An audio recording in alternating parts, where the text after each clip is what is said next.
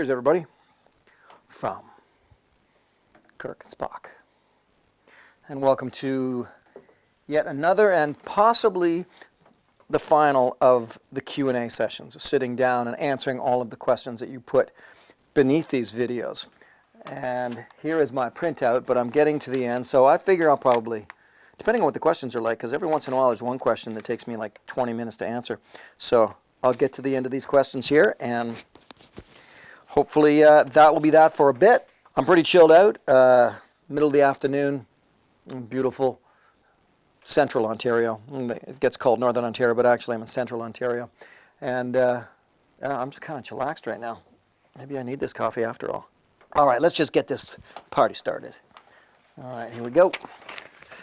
And David Chavez, do I always check the weather forecast before I go into a new location? No, I don't usually check the weather, but I'll tell you what I do check. For all of the Survivorman episodes, I may have told this story before, I check to see whether or not there's going to be a full moon. See, I've discovered that if the moon is going to be full on and about the third night of when I'm out doing Survivorman, it means that for those 6 or 7 nights that I'm out there, I have just a lot of great nighttime light that I can make use of. Of course, if it's cloudy, that doesn't make a difference at all. Well, actually it does. Even if it's cloudy and it's a full moon, it's still a brighter night. And so that's what I planned around. I didn't really plan around the forecast too much, mostly the full moon. However, the day before going in to do a Survivorman shoot, there have been a couple of occasions where I said, you know what, there's no point, I'm not going in today. It's bucketing down rain. Let's wait until tomorrow, because I don't want to give myself a horrible start. I want to get started properly. I got to kick the crew out. They gotta go back to wherever they're going. I gotta go do what I'm going to do. And if it's pouring rain, it just makes it really messy to get things started. So I think on a couple of occasions I shot the show intro and planning on heading out either that afternoon, and then it just there's a torrential downpour comes in, and it's like, you know what, I'll go in and I'll start proper tomorrow morning. That's about the only changes I really make. Do I ever take a PLB with me, personal locator beacon with me? And do I recommend or have any experience with them? Yes, and absolutely. Right now I'm using the Mini InReach, but it's modern technology. I might be, really great with the purism side of survival and bush travel. That's wonderful. But I'm a big fan of high tech and anything that enables us to be out there and to be out there safely. So yes, the InReach Mini is something that I'm using right now. So if you're watching this and you're from InReach and you want to contact me and sponsor me, you can. But otherwise, I've used, there's the Garmin's, and then in the past I worked with Spot for a while, but highly recommend them. Highly. If you're going to go out in the bush, you should have one. You should also have the various topo maps apps that you can get. For example, I use CalTopo when I'm out there as well. So a GPS unit, personal locator, and CalTopo or some kind of app map. There's another one called MapMe, I think. Fantastic. I highly recommend all of those. Use them all. Which episode of Survivorman was the most difficult? Which was the easiest? Physically, mentally, emotionally, environmentally, wildlife, etc. I have answered this question before. A lot of times in more when I do a Q&A, if I'm on tour and I'm doing a concert and then I stop and get asked questions in the middle, I always do like a 20-minute segment of Q&A of Survivorman, even though I'm there to perform music. And I always get asked this question, what's the toughest place to survive? Really, the way to answer this question is to say it always comes down to temperature. Wherever you see me, where it was cold, it was hard. Like right now, 74 degrees Fahrenheit, blue sky, sunny, light breeze. I've got so much forgiveness time. I probably just sleep out under the stars tonight. But if it was cold, that changes everything. So where is the answer to the question really is, and we're not copping out on a specific place, wherever it's cold, that's where it's the most difficult to survive. That probably also makes it the most difficult mentally as well, because you're already challenged physically and things start to snowball. One difficult challenge of the physicality of the cold plays into the next difficult challenge of feeling that much more lonely, that much more bored. Although, now that I think of it, boredom doesn't happen when you're cold. You're too busy dealing with the cold to get bored. But lonely always, and the reason why lonely is because if it's cold and snowy, well, that means it's the time of year where you have very little daylight. When it gets dark in the higher north, let's say some latitude where it gets dark at 3:30 p.m. or 4 o'clock p.m., the night is endless nights, and that's tough. That's one weird question. So these questions were actually underneath the director's commentary of the Labrador episode with the dog team, and someone asks if I could change the outcome of one scenario about this episode, what would it be and why? And I wasn't going to answer that, but I will answer that this way. I don't know that I would change the outcome of any Survivorman episode that I filmed, because they all happened naturally and organically in the way they were supposed to happen. You know, maybe in Utah, I wish I'd gone over and maybe set up my camp close to where there was lots of water rather than staying put and dehydrating, and I headed out on the night of day 6 on that one. But would I change the outcome of any of my Survivorman episodes? I don't really think so. They all go the way that they're going to go, and so no. Oh, another question by M. Skateboarding. Do I still go out backpacking or hiking by myself? If so, where's my favorite? Yes, I do, but usually it's associated with some kind of work situation. Like if I'm at, and I mean even personal work, like if I'm at my cabin up in Temagami, I may go off hiking for a long time on the trail, but I'm doing it on purpose to reopen the trail, trim some of the trees, set some of the markings. There's a portage into a lake that I actually know is falling in, and I want to go, and so that'll be hiking alone for the day and working the trail, that sort of thing. But then also down in Oregon, maybe with researching a cold case for search and rescue, I like to go off by myself. So yes, but usually associated with some kind of mission, I suppose. And my favorites, everywhere. Wherever there's great hiking, there's great hiking. Algonquin Park, just down the road from me, in Southern Oregon, where I also spend a lot of time, Washington, California, British Columbia, Saskatchewan. There's great hiking everywhere. You just have to look for those trails. Galapagos says, what was the beginning process of getting my film work into the hands of a network and published on air? Do I have contacts or people I knew beforehand that sparked my idea to go for it? Was it more of a try to make something and then find someone to run with it? So it's a filmmaker question. It's a little bit of all of the above. There were some contacts and people that I knew.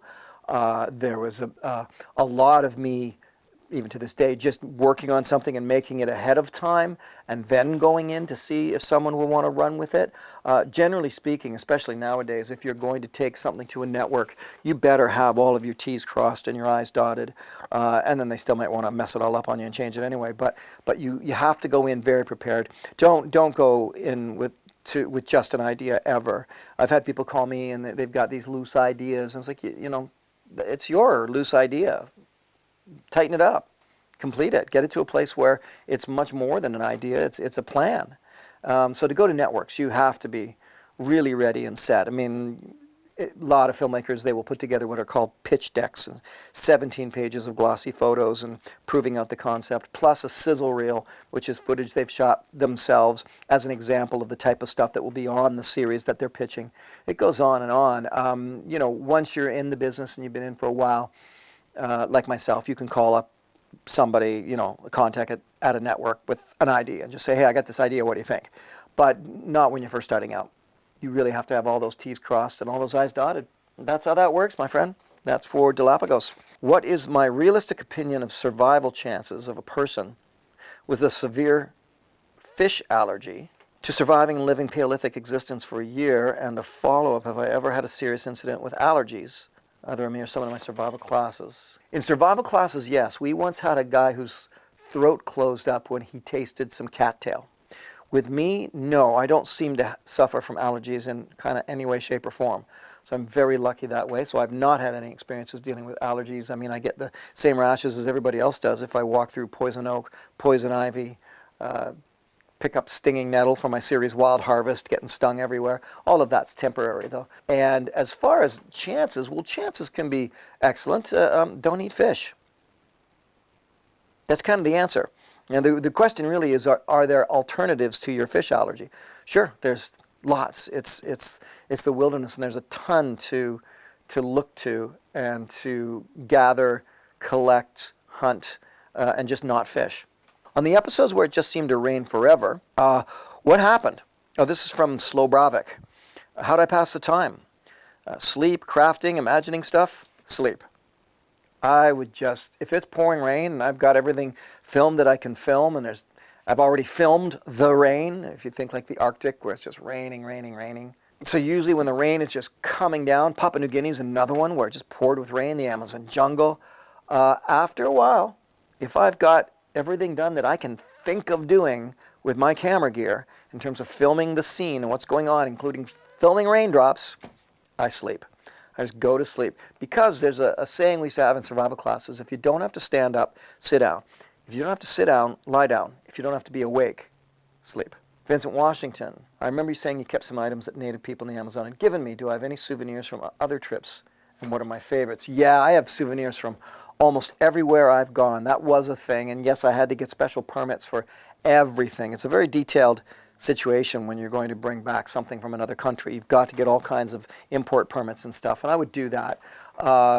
Then after a while, I legitimately have a bit of a Indiana Jones setup in my place, for sure. And I do like that. But after a while, failing that, what I ended up turning to was actually artwork. And I loved collecting local art from different countries that I was in, like Cuba, for example, because it'd be so much different than what I would see in Canada or the United States. So I switched from, after obtaining a ton of amazing artifacts, all obtained legally and all permitted, I then switched over to art, and which you don't have to worry about any kind of permitting or anything like that. But one of the fun things of travel, for sure, is coming home with souvenirs. Roberto Phillips, how much mental focus does it take for little things going wrong compared to day 2 without food, compared to day 5, 6 without food? Did you have a process or mantra you used to achieve a successful outcome?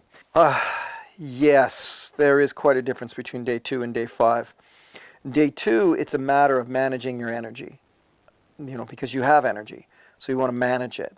And you start sitting down more often, taking your long breaks. In day 5, it's a matter of trying to find the energy. It's a different process. If I had a mantra, it was simply that I would sit down, breathe, and relax, and not hammer nails like the guy next door is doing, and just wait for some energy to come back. Not easy. The lethargy that kicks in without food it can be devastating, actually. So you have to find ways to economize your movement. If you must walk over there and walk back on your way back, you should have some firewood in your hands. If you must walk over there and you're walking by your shelter, you should throw something on top of your shelter, some more debris. So you economize all of your movements, all of your activities, combine them, because in the end, it all does come down to an extreme lack of energy. That lethargy kicking in, which becomes boredom, which becomes depression, and it can all be very crushing. So you have to concentrate. And again, mantra-wise, I would just sit and breathe. Just breathe and relax and wait for an energy spurt to come back. Clearly my neighbor's got some energy because he's using a nail gun. Actually, that might actually not even be my neighbor. That's probably my maintenance guy working on something on the other side of the house.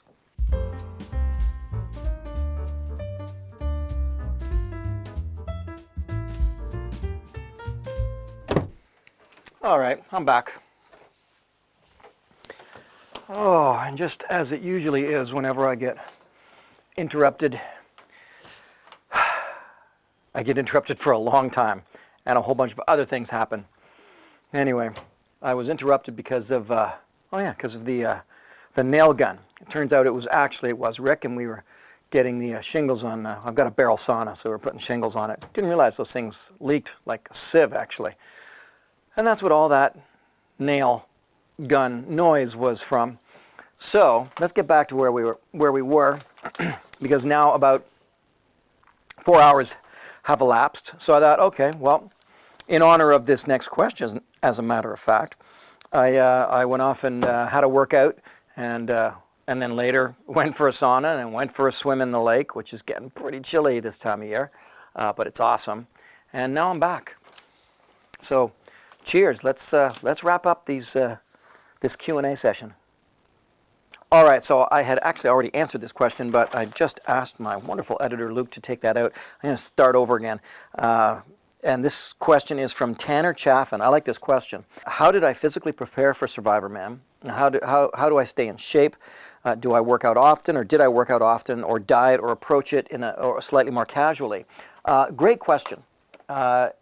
Because the reality is that, well, if you take a look at, for example, the book I wrote called Will to Live. In that book, I dissect a whole bunch of survival stories. And in the process of doing that, I talked about doing all the components of survival, 5 components of survival. And one of those components was your fitness level. Now, I'm not fat shaming or anything like that, but in my opinion, as a survival instructor, and someone who's been out there so much, I have to say that the better shape you are in, which is to say the better cardio you have, the stronger you are, the better your chances at survival. Of course, there are so many other variables that play into whether or not you're going to survive, but fitness, in my opinion, is one of them. And I've noticed that with myself. So absolutely, Tanner, I would train before all of my survival experiences, not just for Survivorman, but just for life, because I wanted to be in shape when I was out in the wilderness. It made everything so much better, so much easier. One of my favorite things was always, for cardio, would be trail running. I hate running on the roads. I love running in the trails. I always run trails. Wherever I live, wherever I go, I seek out great trails that I can go running on. I love the unevenness of the ground, the fact that all my muscles get incorporated into that kind of running. Of course, I take my dogs and run with them in the bush. They love it. So that was one way that I stayed in shape, and the rest was absolutely, strength training. I'm a big fan of, someone will say what this is called, I can't remember, but when you're not necessarily working with equipment, but you're using your own body weight, so chin-ups, push-ups, dips, things like that. And then I would also get into utilizing free weights as well. But I'm not a big fan of the gym or the gym machines. No offense, nothing against them. They're phenomenal. People use them. They're in terrific shape. But me, I just like to feel the dirt in my fingernails. I like to be out there. Another thing I would do to stay in shape for Survivorman, because I don't like working out, would be I even did this yesterday. I've got a big job I need to get done outside. For example, I've got a whole bunch of 2x6s that need to be moved. Now I can have my maintenance guy or my repair guy, when he's fixing or working or building something for me, I say, there's the stuff, and I could let them do it.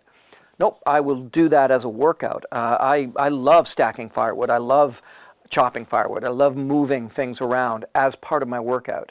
That takes me back to the days of being a canoe guide, where you get in shape just by doing the job. I love that kind of work. I was also a garbage man for a long time. That was a great way to be in shape. In fact, felt like just getting paid to work out. I could go on for a long time on this, and I will, because I keep promising or maybe threatening, and I will get to this. I want to do a whole Survivorman, Train with Survivorman video series. Now, why would I want to do that? Where's all this?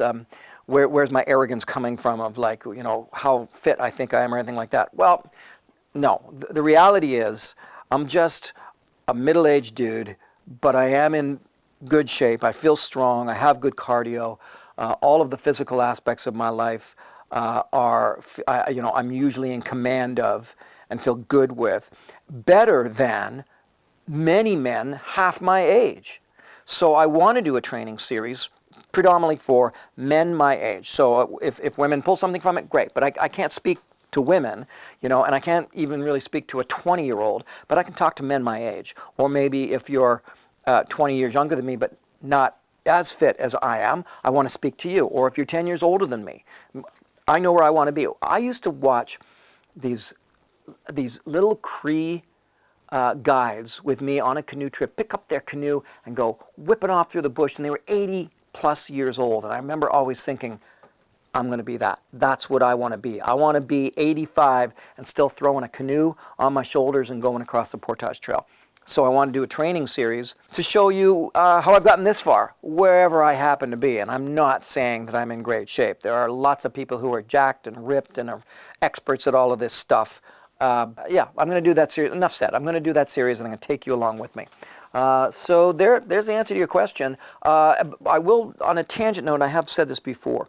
When it comes to Survivorman, one thing I didn't do was I didn't try to eat to focus on that survival experience. I also didn't really train for that survival experience. As I said, I trained for me, but knowing I'm always going to be in the woods, I want to be in shape. But I also didn't want to overeat my food because I felt like that would be cheating, or undereat my food and shrink my stomach because I felt like that would be cheating. On that level, I just wanted to be normal. What has the week been like before I go in the woods? Oh, now I'm in the woods, sort of thing. But other than that, yeah, I love staying in shape, and I hopefully will for the rest of my life. Travis Emerson, you're right. What was my inspiration to start Survivorman? I actually go into depth in that in an earlier Q&A. So if you haven't seen that, check out one of the earlier Q&As. Now I know somebody's going to ask. Somebody is wondering, what is that? Where is it? I mean, there we go. What's with the guitar in the back there? So that is actually just an old, cheap, beat-up, fake Strat that I think I probably got for like $5 in a yard sale or something like that. And I just thought, well, I want to put that. I'm eventually going to do a little pond down here, and I want to actually half submerge the guitar in the pond. That's why that's there. Now you know. Johnny West, how do I feel about apocalyptic survival? Let's say solar flare, or something completely random. How do I feel about it? Okay, I will answer that question in two ways.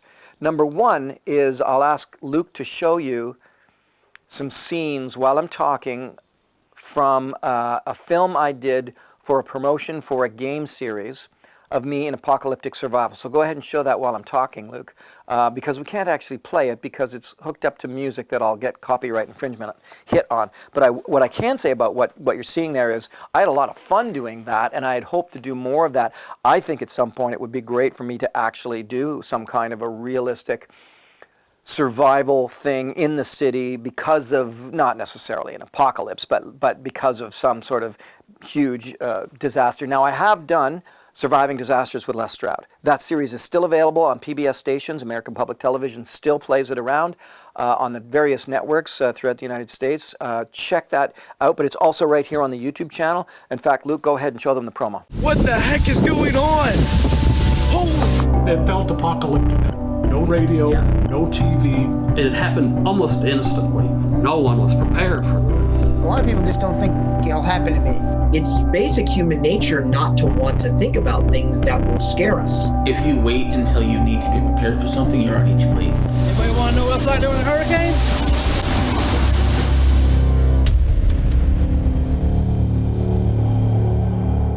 Now, as far as going further and getting into like full-on, like, there's a war or zombies or apocalyptic, well, actually, I've actually thought about it a lot. There are some fun things that I could show for survival in the city when it's hit the fan.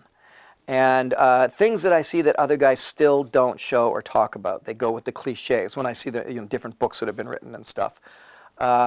I probably, because it still tickles my fancy, I'll probably do that at some point. I'll say, you know what, if it was really down to this and you were stuck in this city and the world's gone to hell in a handbag, what are you going to do? There's a lot of little things I can show that, while not all of them are legal, they'll keep you alive. We'll get to that someday, I hope. Maybe that could be one of the things that I promise to do if we get this channel up to more than 1 million subs. Maybe.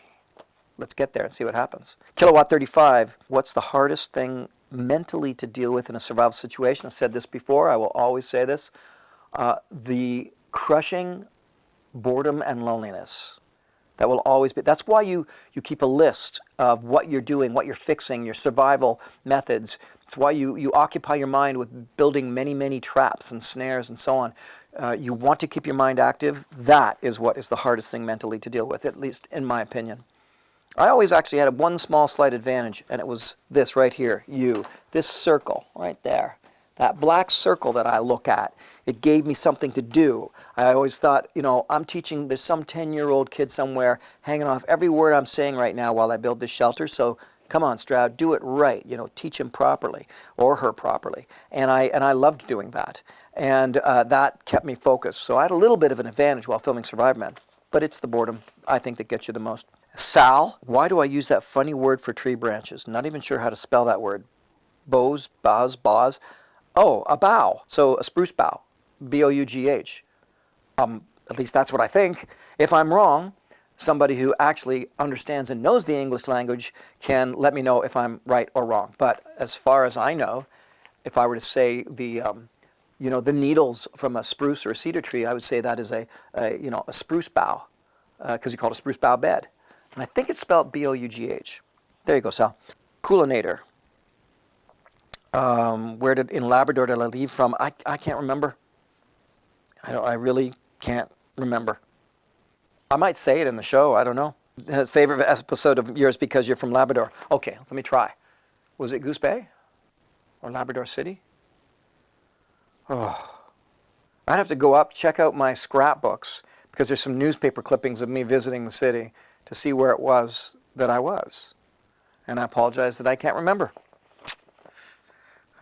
Letting that guy down. Okay, or whoever Coolinator is. LAC asks, hey, Les, my opinion, what makes a good survival knife? Oh, a good survival knife. Strength, the durability, the robustness of it. I actually feel that, a knife, of course, is incredibly useful in a survival situation, but not as useful as a box of matches.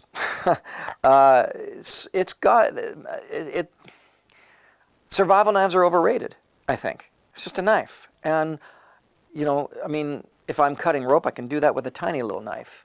If I'm doing first aid, I can do that with a tiny little knife. If I'm whittling, it doesn't have to be a big, huge knife. Most of the time, my big survival knives, if I'm on a camping trip, you know what they get used for? Spreading peanut butter on my bagel. So guys get all upset when I talk about survival knives this way, like, oh, it's the most important. No, it's not the most important thing. Take it from someone who's been out there a lot surviving. If you gave me a choice between a full pack of matches and a knife, I'm taking the matches. I'll make a knife out of something for whatever use I need.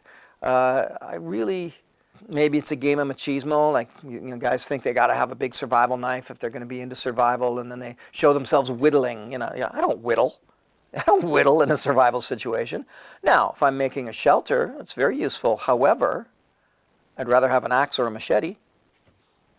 An axe, a machete, a saw, all of those are ultimately, I think, way more useful than just a knife. And then you get to the smaller cutting things, use a smaller knife. So I'm rambling, but if I am going to have, I'll tell you my favorite. Now, of course, I have the knives that I've worked with Hella with and made for years. Luke's going to show them right now. There's the Tomogami and the Mandra and the Wabakimi. I love these beautiful handmade knives from Norway, gorgeous. And I do think the Tomogami is one of the best bushcraft knives out there, as well as actually the Wabakimi. Although I think we might be, I don't know if we're discontinuing the Wabakimi, but we're certainly going to continue with the Tomogami because it's such a popular knife. Now, in addition, I'm also working with LT Wright knives out of Ohio for the foraging. So my series Wild Harvest, and if we haven't actually, well, there you go. Oh, I know what happened. I didn't plug it in. Hang on, I got to plug in that camera.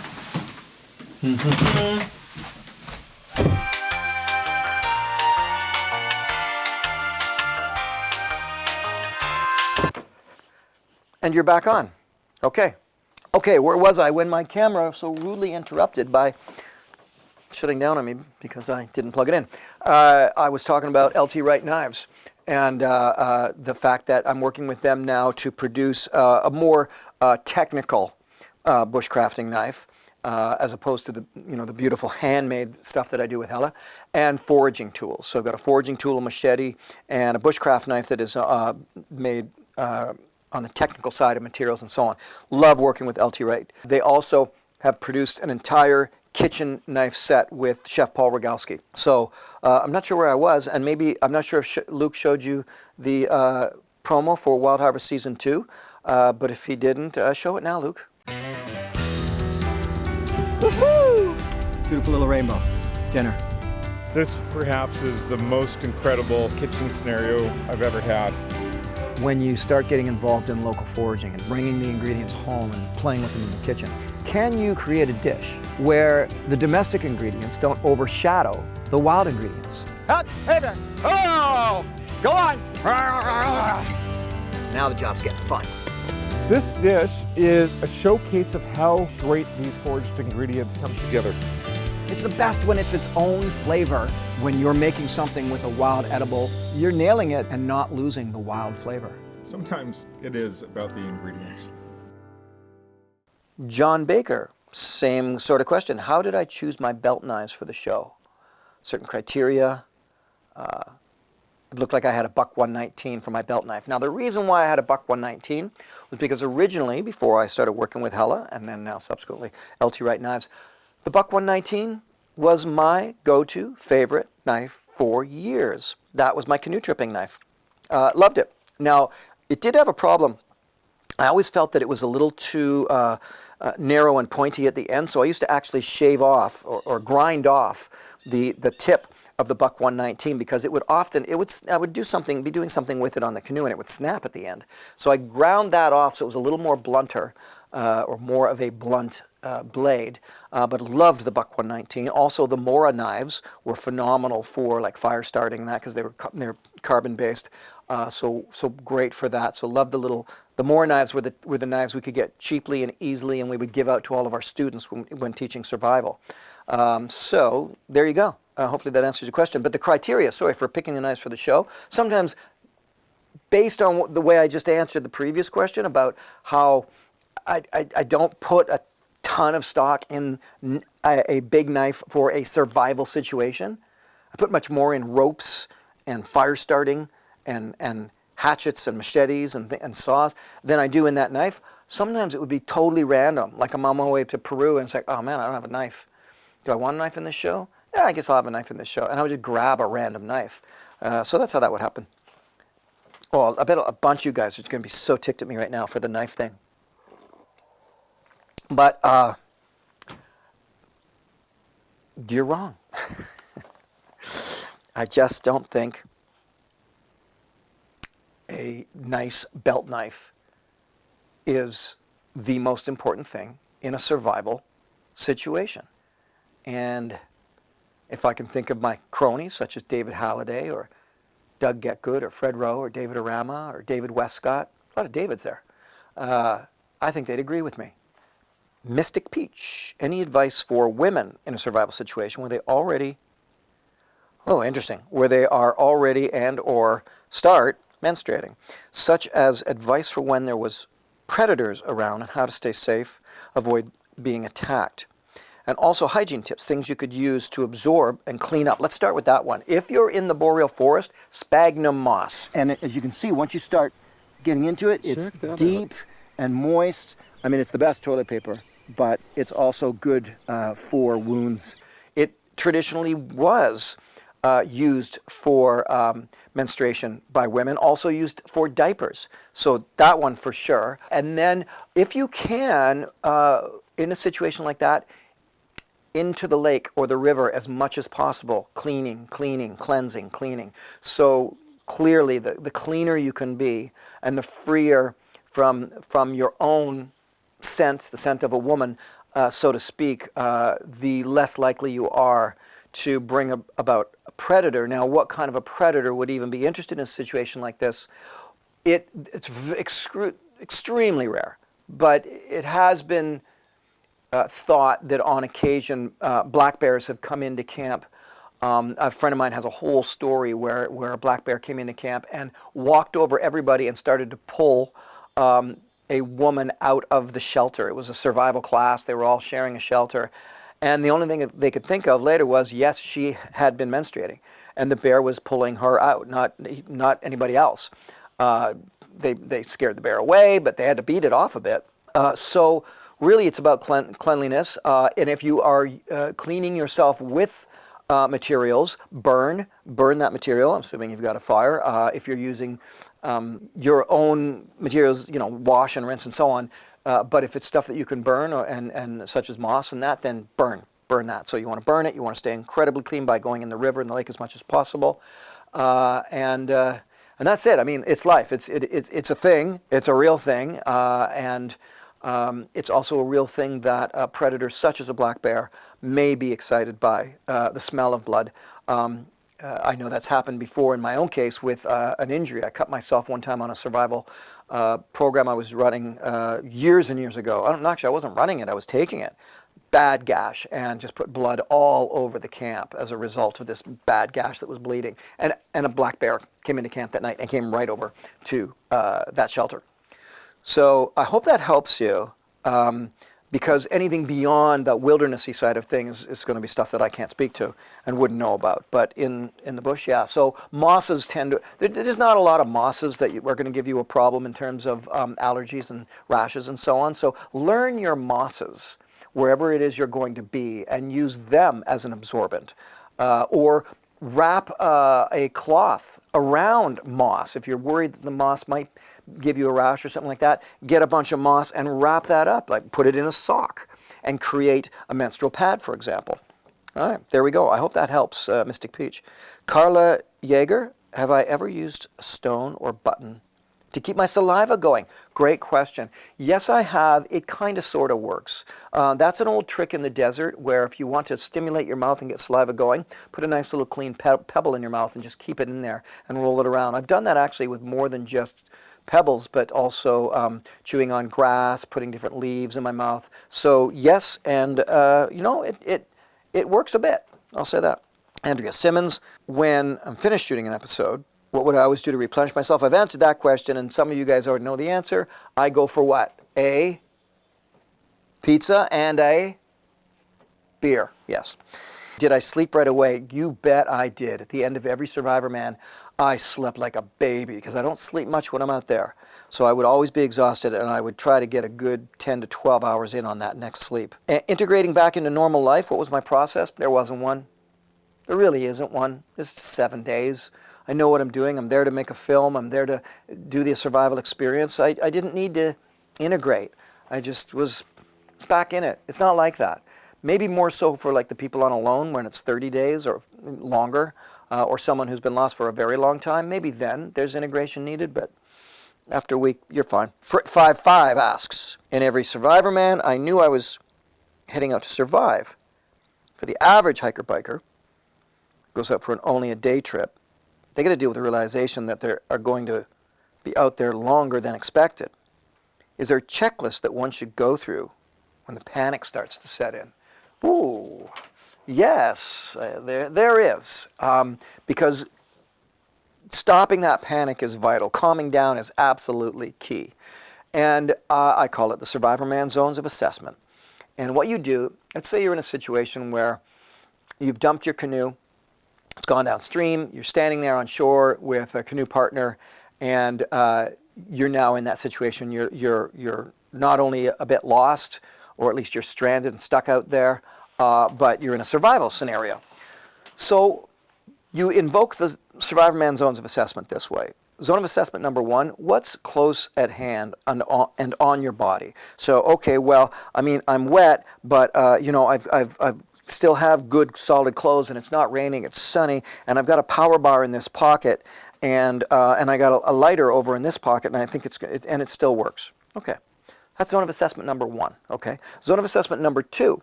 By the way, your partner has to do the very same thing. So let's say your partner has nothing with them. All right, they're just there and they're wet as well. Zone of assessment number 2, what's close at hand but around you? Well, we've still got this backpack. We managed to salvage that before it went down the river, and inside it is a tent. But that's all there is in that was a tent, because it was a smaller backpack, and that's what we were using it for. And there's a broken paddle, so that's not doing us any good. The canoe's gone, and everything else is gone. Okay. Then you do zone of assessment number 3.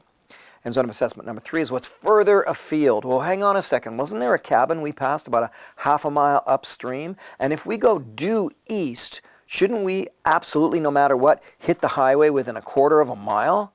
Okay, now we know. So in 60 seconds or less, calming down, doing these zones of assessment, you now know you have a power bar, you've got a lighter that works, you've got good clothing on, even though it's wet. Neither you or your partner are injured. You figured that out too. You've got a backpack with a tent in it. You've got no way of traveling the river anymore, but upstream there's a cabin, and due east only a quarter of a mile is the highway. All of that is information. Now you can take all of that information and you have to make a decision, make a proactive decision. Survival will never be passive. It is always a set of circumstances where you must become proactive in what you do next. You can't become proactive if you don't have information. Now you have all this information thanks to the 3 zones of assessment. So that is what I advise, because once you have all of that information and you've made a decision, the panic will just shed away. And that is, that's the way to do it, in my opinion. Ben Huntley asks, could you burn down a big enough space in the snow for a shelter and then a roof of spruce boughs? Yes, you could. But if you have that much energy and strength and ability to make a big, big fire, to burn down a hole, you may also have the energy to simply dig down. However, I've never tried it that way, and I certainly have burned many big body-sized holes down into the snow and thought later that, oh, look at your way down here. And then you definitely want to put a roof over top. My answer to that, it would be, I would think so, yes. Matt M1 asks, how do I manage fear, weather venomous spiders and snakes, to bears and moose? Does it weigh on me and the decisions I make when surviving, even though I knew the danger was there? So you manage fear with knowledge. And that knowledge will be how to handle bumping into a bear, be it grizzly, polar, or black. You manage fear by knowing how to work, how to be in territory where there are pumas, mountain lions, and jaguars, or lions in Africa. You manage fear with the knowledge of the danger. And when you have all of the knowledge of the danger and how to react to it, your fear subsides greatly. I've been around some of the most dangerous creatures on the planet, but I learned about how to manage being in that position before I put myself in that position. And so the fear, wasn't necessarily there, or at least it was certainly minimized. Did I show something even though I knew the danger was there? Here's one where it was still it was fishing for mud catfish in the banks of an Amazon river with my bare hands into deep muddy holes that I couldn't see into. That was freaky. All right, I've walked this far upstream because there's a feeder stream just over there that's hopefully dropping food into the water for fish in this area. Now, what I'm going to do is I'm going to go to the backwash areas and I'm going to be shoving my hand in underneath and into the holes trying to catch the catfish that might be in there. Now, the dangers are many. First of all, there's getting the wrong kind of catfish, the spiny catfish. If I grab one of those by accident, extremely painful. Secondly, the electric eel. They like to live in the same place that catfish do, so that can be very painful. And lastly is the freshwater stingray. The Waorani fear it equally to any snake in the jungle. Its sting is so painful and powerful, and it instantly infects.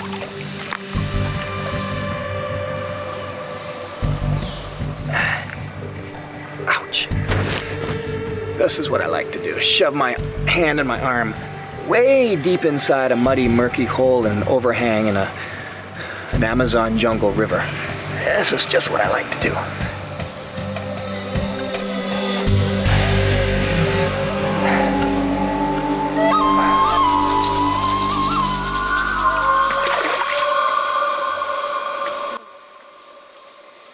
That was spooky. There was certainly a heavy level of fear / caution in doing that because, I was shown how to do it, but I was never truly walked through how to do it, so I hadn't actually done it, so it made me incredibly timid. And that's the problem. If you are trying to manage a lot of fear because you have a lack of knowledge, you become very timid and very intimidated. And you can't invoke your zones of assessment. You can't invoke a proactive decision. You can't move forward. So knowledge, that's how. William Applequist's, hey Les, what's the biggest I can't believe this is my job moment while filming? Probably in the Beyond Survival series. If you've never seen the Beyond Survival series, hopefully Luke's got a little bit of a promo he can show you right now. I'm Les Stroud. I'm on a mission to seek out the true masters of survival. The last indigenous people from around the world. Before they're gone. Before the past is lost. Before their world vanishes. I can learn their ways.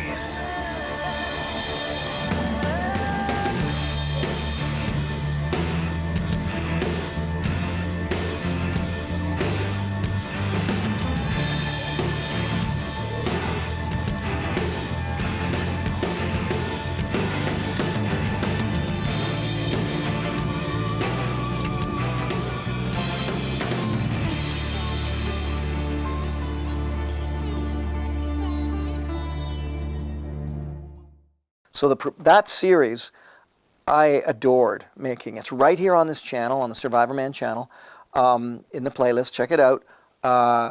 And I suppose then was a moment where I was on the mountains of the high Andes of Peru, hiking with the Incan high priests.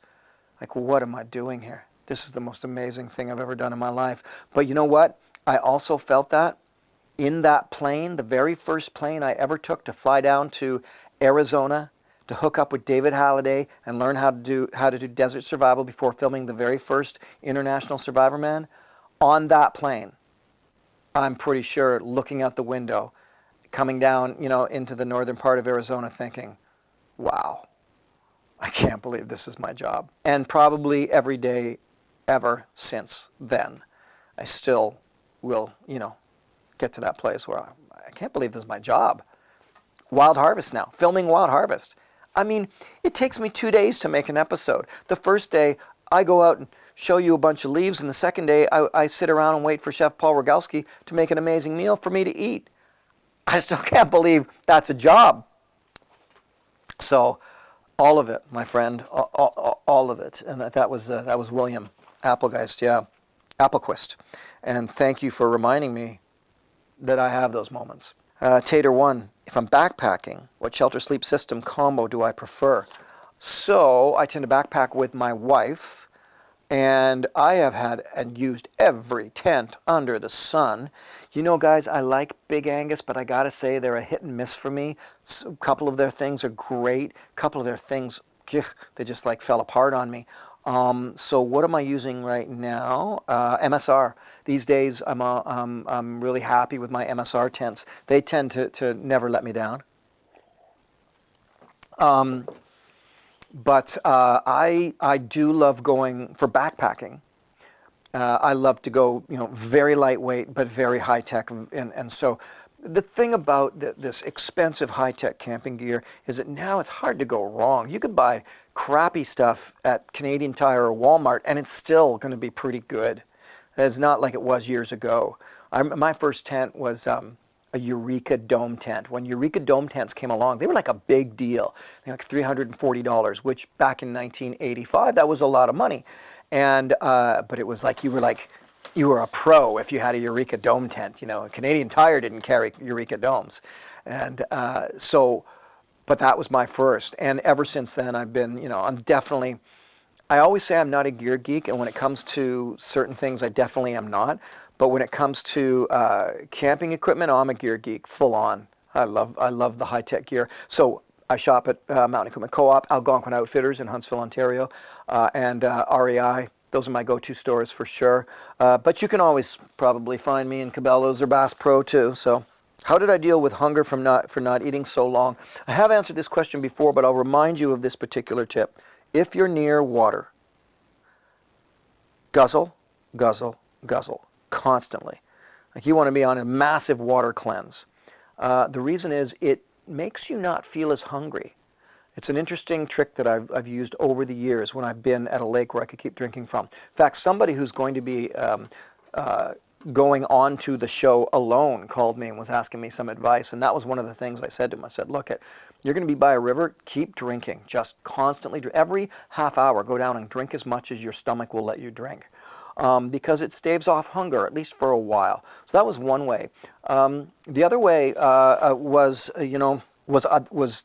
kind of to answer, well, I didn't. Hunger is a very difficult and very motivating force when you're in a survival situation. The real part of it is that you, as I've mentioned before, what you become is lethargic. It's that loss of energy. It's not so much. Sure, it is about what you put in your stomach, but the result is that you don't have any energy to draw from.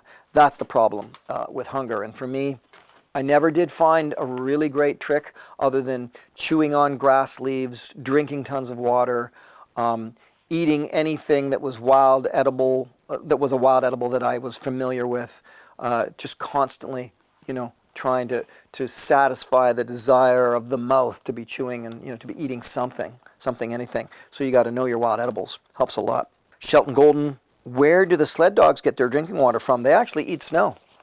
Yeah, they will eat snow constantly all day when they run. Big Jesse, beside my own, what are some other books I'd recommend on survival for people of every skill level? Bradford Angier's How to Stay Alive in the Woods, Larry D. Olson's, I think it's probably Wilderness Survival Skills or something like that. You want to read Richard Logan's Alone.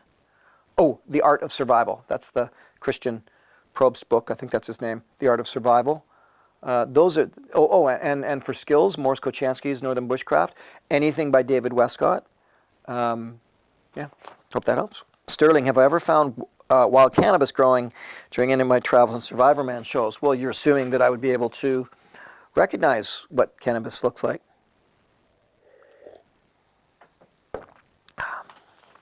But yes, in India. In India, it grows on the sides of the roads. So, yeah, there. To Head Smitter, at what moment or episode in filming Survivorman did I feel the most vulnerable and felt like death was the closest? That's really easy, and I don't mind showing this again. We have shown this before, but Luke, go ahead. Show them Norway. I wasn't expecting this. Everything is conspiring to put me in a dangerous position. I knew this area had a trail I could use to get down the hill, but I keep losing it. And now I'm getting wet in all ways. My sweat, the rain, the snow. Falling and slipping down the hill is ripping my clothing apart. Just keeps getting steeper. And these are slippery boots. I'm past the point of no return now, and I can't go back up and make it to the cabin before dark. Exhaustion is overtaking my legs, and I'm soaked to the skin. It's starting to feel like a bad idea. It's only been a few hours, but the landscape I've put myself in is steeper than what I'd hoped. And most of the time I'm climbing down a slippery and rocky hill with all of the weight of the cameras on my back. I'm making my own recipe for disaster.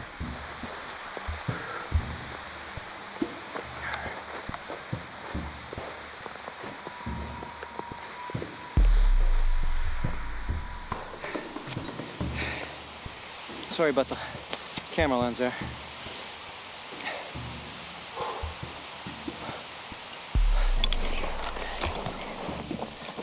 I can't believe I'm actually crawling downhill. But this snow is making all these rocks really slick. And it's a long way down.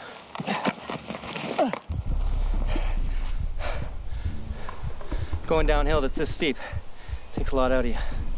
And I'm sweating. That's bad news. Damn. It's probably already starting to get dark on me. I gotta get to the bottom before it does. As long as I don't come up against a cliff, I'll be okay. Kind of like what's happening to me right now. I can't go back.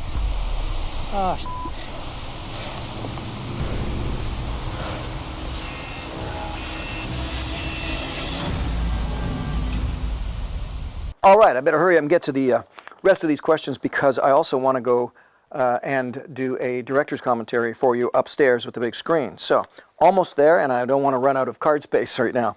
Let's see, what do we got here? Michael Kruger, what video editing software do we use? I also answered that question. I wonder if I'm getting into some repeat questions. No, I'm not. Ooh, I'm almost at the end here. The answer is right now Adobe Premiere. I started out, in fact, I told a whole story on this. So go find that on my Q&A. I tell a whole story on the video editing software, and it was quite a big journey. Basically, starting with Final Cut Pro, starting with Avid, when it was very expensive, Final Cut Pro, Adobe Premiere, then Final Cut Pro, then away from Final, now back to Final Cut Pro and Adobe Premiere. It goes on and on. But I definitely go into detail on that in another Q&A. Toast sandwich, cool handle. Have I ever interacted much with the Boy Scouts? If so, what are my thoughts on their survival methods?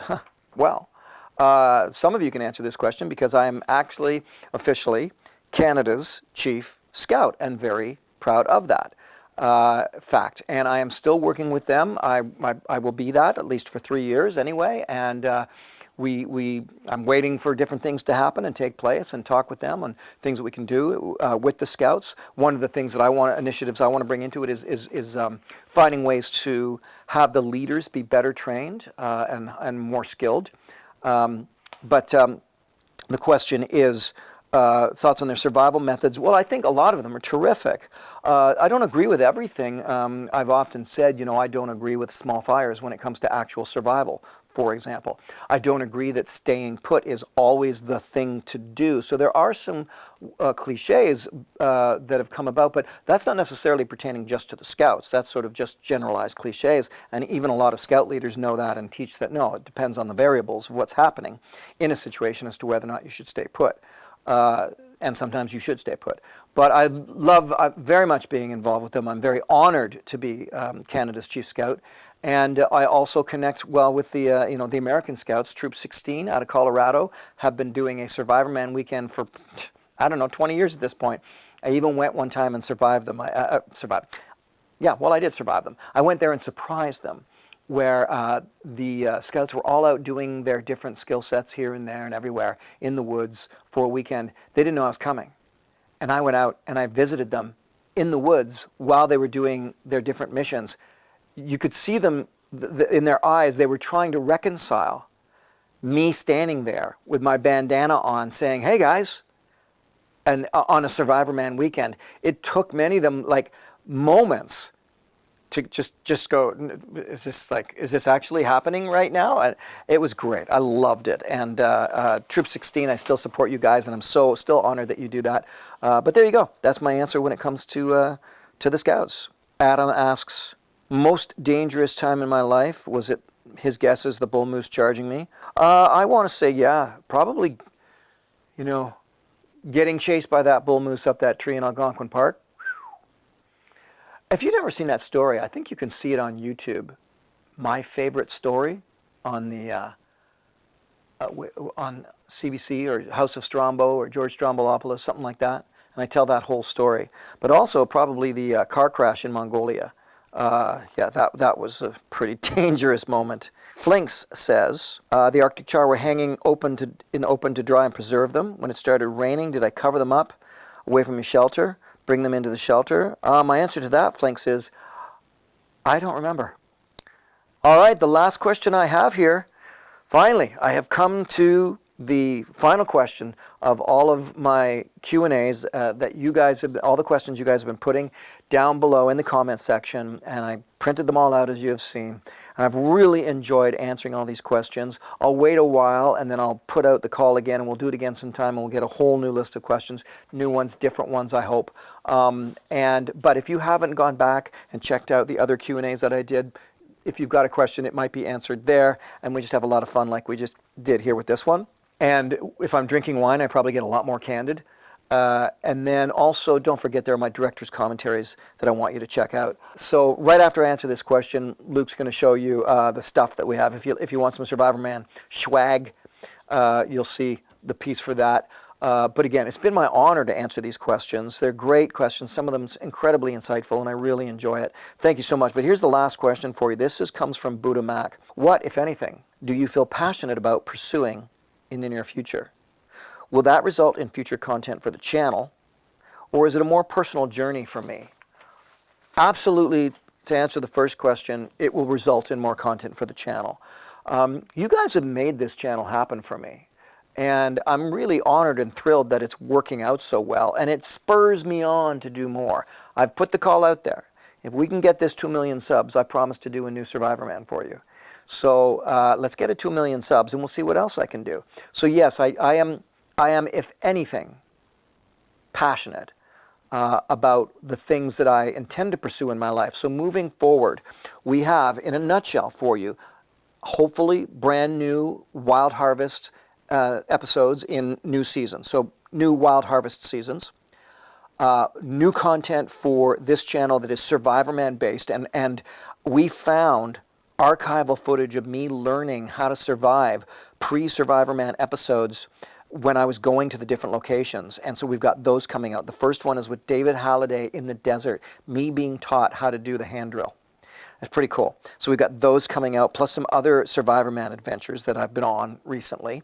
So we've got those happening. And then the big one for me, very personal, but I am completely revamping, reorganizing, and regrouping, now that the last 2 years is behind us, my music. Some of you don't give a rip. That's cool. I don't care. I've been a musician since I was 14 years old. A songwriter primarily since I was 14. And I have never given up, and I never will. Given up? What do you mean given up? Given up on what? Just given up on the fact that I want to constantly create music and constantly be releasing music. When I perform for you guys live in concert, I mean, there's some of the most touching, most moving evenings I've ever had. And those of you who've been there, you know that. And when I go out, I don't deny the Survivorman reality. I'll stop and tell stories about Survivorman halfway through the concert, play some more music. So I have a lot of music waiting to come out, a ton of archival stuff. So I'm regrouping on all of it. And in many ways, I'm kind of going to do this sort of big relaunch to tell you the story of my musical journey, which, for the most part, like everything else I do, is about creating content, creating songs and music that are meant to connect you to nature, or speak of connecting to nature, or celebrating nature, or a call to action for nature. Either way, my music follows the same pathway Survivorman did, and Beyond Survival did, and Wild Harvest does. Even Bigfoot, you know. Will I do more Bigfoot? Maybe. Let's see how many subs we get this channel to. But definitely music is a very big thing that's coming out. And of course, we've got my writing. My new children's book just won a national award for best nonfiction children's book, ages 7 to 12. But if even your 5-year-olds are loving it as well. So I'm thrilled with that. So more writing. So yeah, to answer your question, that's the long form answer. The short form answer is, I ain't done yet. I got a lot more to do for you guys. I love doing this. I love who you are and how much you guys have supported me with the love you've shown on the postings and so on. And for the haters that come along and the odd troll and just the simple assholes that show up, they're gone every time. I love deleting them. I love hide user from channel. Done. Remove. Done. You know, it's kind of cathartic. So I don't care about them. I care about those of you who love the creative content that I come up with, and then I'll put it here on this channel. I'll get it on television when I can. If you don't like it, don't watch it. Don't read it. Don't listen to it. But if you do, I'm not stopping. As far as I'm concerned, I got another 25 years of creating. And I want to fill those 25 years. I'm going to live longer than that, but 25 years of just constant creating. And I'm going to do it based on 2 things. One, that it comes from the authenticity of who I am as someone who's deeply passionate about nature and deeply committed to the reality that all I can really do in this life, my actual gift, if there is one, is connecting people to the natural world. And number 2, that I will do that in a way that I recognize what you guys want. Not that it'll change me creatively in what I'm going to do, but just remembering that I'm asking of you to give me your time, to give me your 45 minutes for a film, to give me your 5 minutes for a song, to give me your 12 hours for reading a book. I'm trying to take that from you. I'm asking, here, give me that.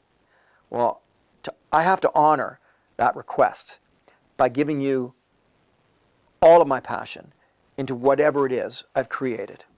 I have no idea why I just went on that long tangent, well, it's not really a rant. An expose? I don't know what you'd call that. Manifesto? Not sure. I need something to eat. See you soon.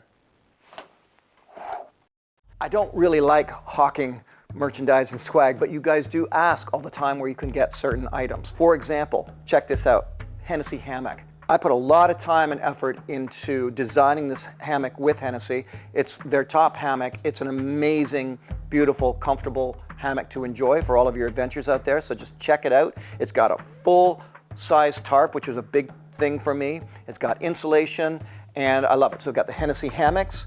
Of course, for years I've been in a phenomenal relationship with Hella of Norway, Hella Knives. And this is our signature knife, of course, the Tamagami. These knives are handmade. In fact, I've been there to this very ancient factory where I don't know how many, it's well over 100 years that they've been operating, and every single handle is handmade.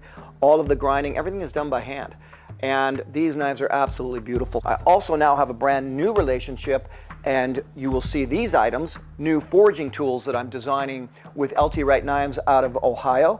And also, Chef Paul Rogalski of Wild Harvest has the signature Chef Paul Rogalski kitchen knife collection. Those are a big thrill to me, to have these beautiful items that we spent years designing, and I still have them available for you. However, if you want to go more the route of just enjoying the Survivorman legacy, if you will, then of course, go to my website, lestroud.ca, go to the shop page. Right there, you've got everything.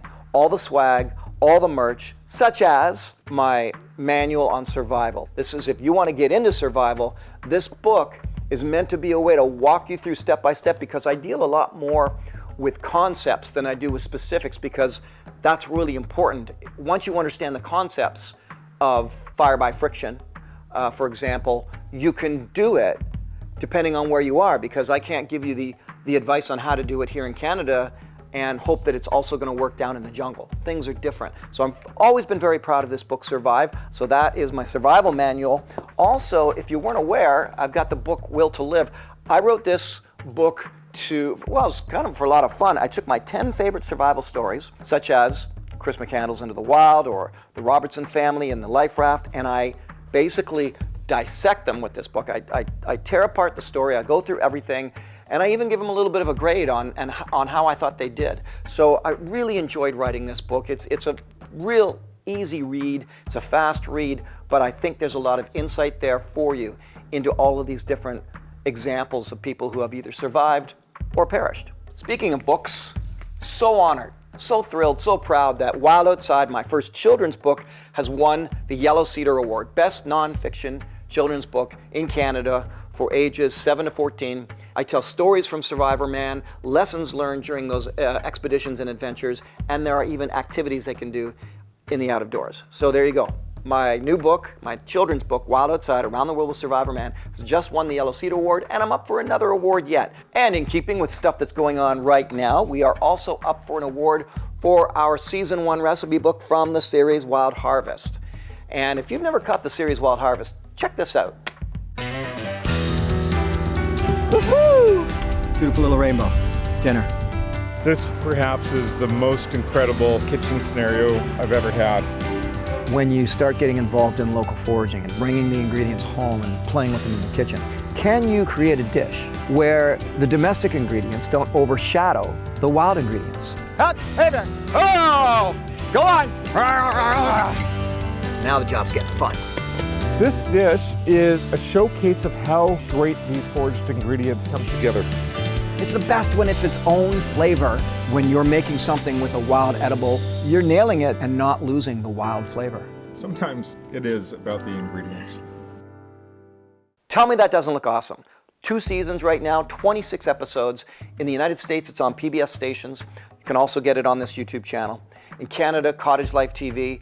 In Sweden and Norway, on Matt Cannellan. It's on National Geographic Asia, which includes China and India. So my Wild Harvest series is playing around the world now, and we, with every single season, create a recipe book based on the recipes that we show you in the actual shows themselves. So that's Wild Harvest. And of course, if you want the DVD, you can get that on this website as well, lesstroud.ca. And let's not forget too, that I'm a musician.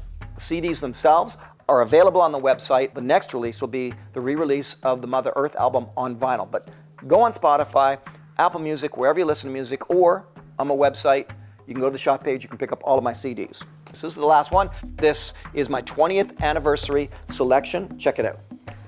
Every film I've ever made, 76 films in all of the Survivorman, Bigfoot, Beyond Survival, music documentaries, one-off films such as the award-winning La Loche about the school shooting up in Canada and a healing canoe trip. This is my 20th anniversary, 76 films. And people that have picked this up have raved about it. And I'm really proud that I can say I've got 20 years of anything, to be honest with you. That's available for you as well on that Les Stroud shop page. Okay, that's me hawking my stuff. Back to the video.